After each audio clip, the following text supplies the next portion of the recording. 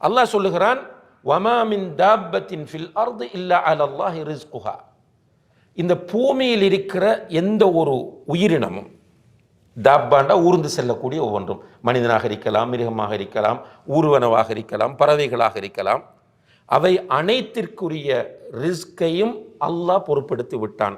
அதற்கு ரிஸ்க் கொடுப்பது அல்லாஹுடைய கடமை. இன்னும் ஒரு இடத்திலே அல்லாஹ் சொல்லுகிறான், வலா தக்துலு அவுலாதக்கும் ஹஷ்யத இம்லாக். வறுமைக்கு பயந்து உங்களுடைய குழந்தைகளை நீங்கள் கொலை செய்யாதீர்கள். நஹ்னு நர்சுகுக்கும் வ இய்யாஹும். உங்களுக்கும் அந்த குழந்தைகளுக்கும் ரிஸ்க் தருகிற பொறுப்பு நம்முடையது என்கிறான். இந்த அடிப்படையில் அன்புள்ள சகோதரர்களே, நமக்குரிய ரிஸ்க் இந்த உலகத்தில் எவ்வளவு உழைக்கப் போகிறோம், எவ்வளவு அனுபவிக்கப் போகிறோம் என்கிற அந்த அந்த அந்த விஷயம் நம்முடைய தாயின் வயிற்றில் நாம் சிசுவாக இருக்கும்போது எழுதப்படுகிறது. ஈமான் உங்களுக்கு தெரியும், பிரபல்யமான ஹதீஸ். ரசூலுல்லாஹி அலைஹி வஸல்லம் அவர்கள் சொன்னார்கள், யுஜ்மா அஹதுக்கும் ஃபீ பத்னி உம்மிஹி. அதாவது நீங்கள் ஒவ்வொருவரும் உங்களுடைய தாயின் வயிற்றில் 40 நாட்கள் இந்திரியமாக, 40 நாட்கள் அடுத்தடுத்த கட்டங்கள். அந்த 5வது 40 வரும்போது ஒரு மலக்கு வருவார், ரூஹை ஊதுவார், உங்களுக்குரிய ரிஸ்கை எழுதுவார்.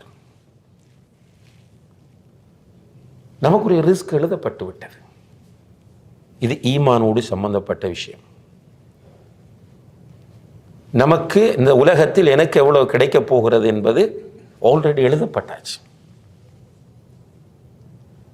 ரசூலுல்லாஹி அலைஹி வஸல்லம் அவர்கள் இன்னும் ஒரு ஹதீஸிலே சொல்கிறார்கள், லன் தமூத நஃப்சுன் ஹத்தா தஸ்தக்மில ரிஸ்கஹா. இந்த உலகத்தில் வாழக்கூடிய எந்த ஒரு உயிரும் அதற்கென்று எழுதப்பட்ட ரிஸ்கை பூரணமாக பெற்றுக்கொள்ளாமல் மௌத்தாகவே மாட்டாது. அல்லாஹ் அக்பர். எனக்கென்று எழுதப்பட்ட ரிஸ்க் எனக்கு வரும். நன்றாக புரிந்து கொள்ளுங்கள், நீங்கள் தொழில் செய்யாமல் இருந்தாலும் உங்களுக்கென்று நிர்ணயிக்கப்பட்ட எழுதப்பட்ட ரிஸ்க் வல்லாஹி வரும். ஆனால் தொழில் செய்யாமல் இருக்கிறது ஹராம், அது வேறொரு பக்க பிரச்சனை. ஆனால் ரிஸ்க் வந்தே தீரும். நம்ம பார்க்குறோமா இல்லையா? அன்றைக்கு சில நாடுகளில் யுத்தம் நடைபெறுகிறது. அந்த நாடுகளிலே அகதி முகாம்களிலே மக்கள் இருக்கிறார்கள், ஒரு தொழிலும் இல்லை. அவர்களுக்குரிய ரிஸ்க் போய் சேருதா இல்லையா?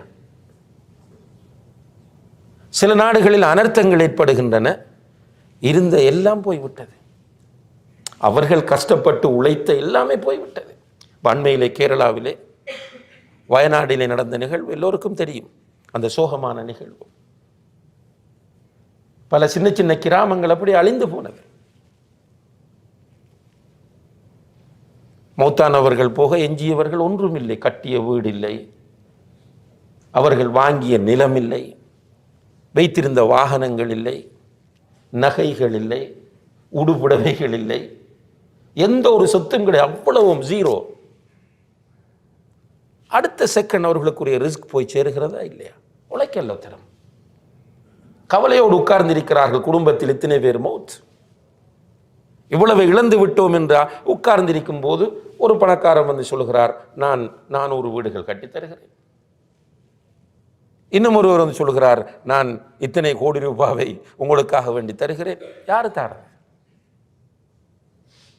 அல்லாஹ். எழுதப்பட்ட ரிஸ்க் வரும். அப்ப இந்த விஷயத்தில் தெளிவோடு நம்ம முயற்சி செய்தால் பொறாமை வராது, காழ்ப்புணர்வு வராது, ஏமாற்றுவதற்குரிய சிந்தனை வராது. நமக்கு வரக்கூடிய ரிஸ்கை சாப்பிடும்போது ரசூலுல்லாஹி அலைஹி வஸல்லம் சொல்றாங்க, ஒரு மிரடு தண்ணி நீங்கள் குடித்து விட்டு அல்ஹம்துலில்லாஹ் என்று சொல்வது, ஒரு கவளம் உணவை தின்று விட்டு அல்ஹம்துலில்லாஹ் என்று சொல்வது,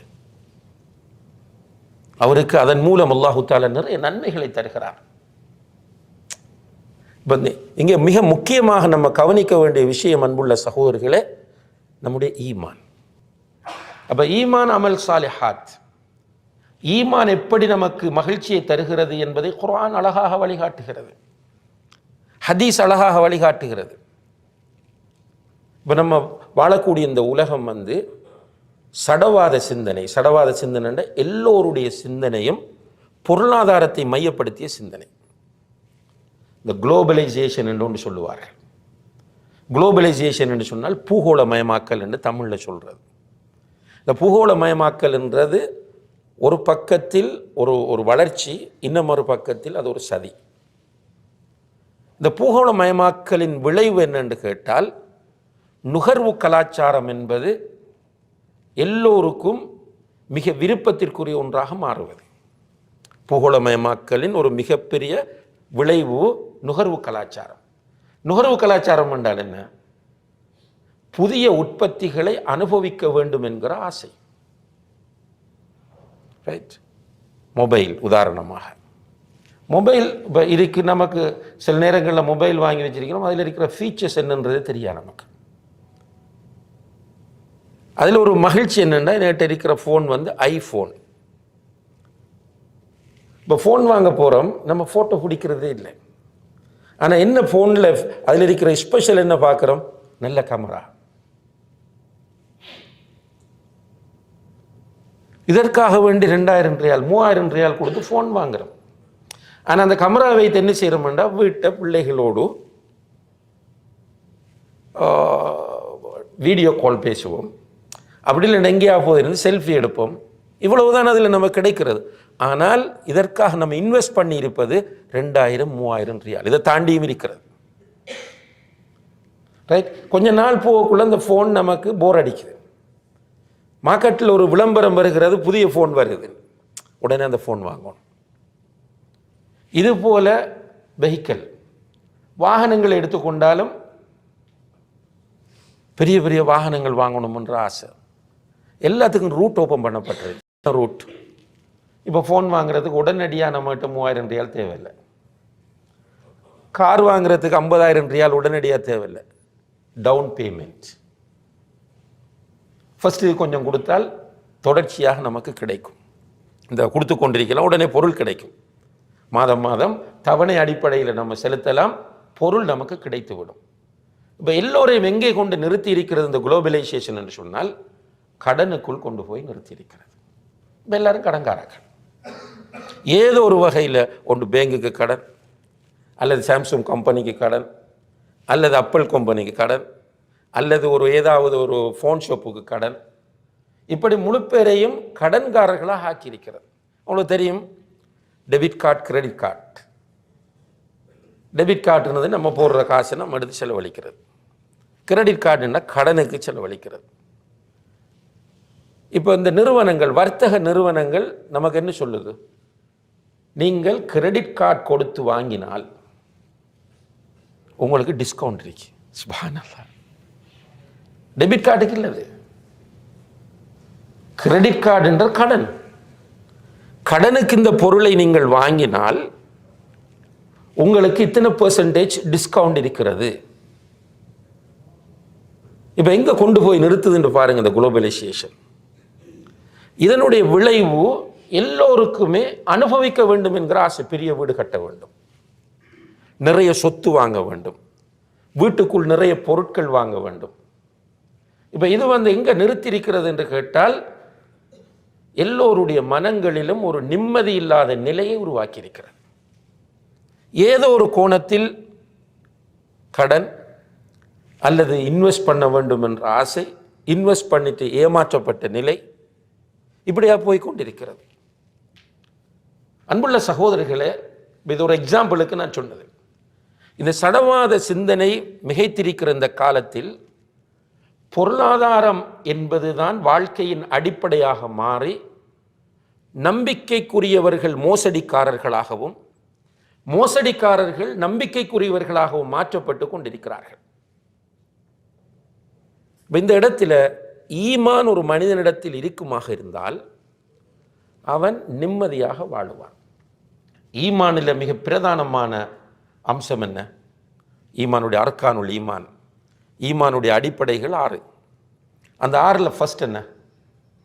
அல் ஈமானு பில்லா, அல்லாஹ்வை ஈமான் கொள்ளுதல். அல்லாஹ்வை ஈமான் கொள்ளுதல் எனும் போது அல்லாஹ் ஒருவன் இருக்கிறான் என்பதை ஈமான் கொள்ள வேண்டும். அதுபோல அல்லாஹுதான் வணங்கி வழிபட தகுதியானவன் என்று ஈமான் கொள்ள வேண்டும். அதே நேரத்தில் அல்லாஹுடைய கலா கதிரை ஈமான் கொள்ள வேண்டும். இந்த உலகத்தை படைத்தவன் அல்லாஹ். இந்த உலகத்தை படைப்பதற்கு முன்னே அல்லாஹு தஆலா இந்த உலகத்தை திட்டமிட்டு விட்டான். அவன் திட்டமிட்டபடிதான் இந்த உலகம் இயங்கும். இது ஒரு நீளமான ஆழமான ஒரு தலைப்பு. இதில் ஒரு பகுதி தான் பொருளாதாரம்.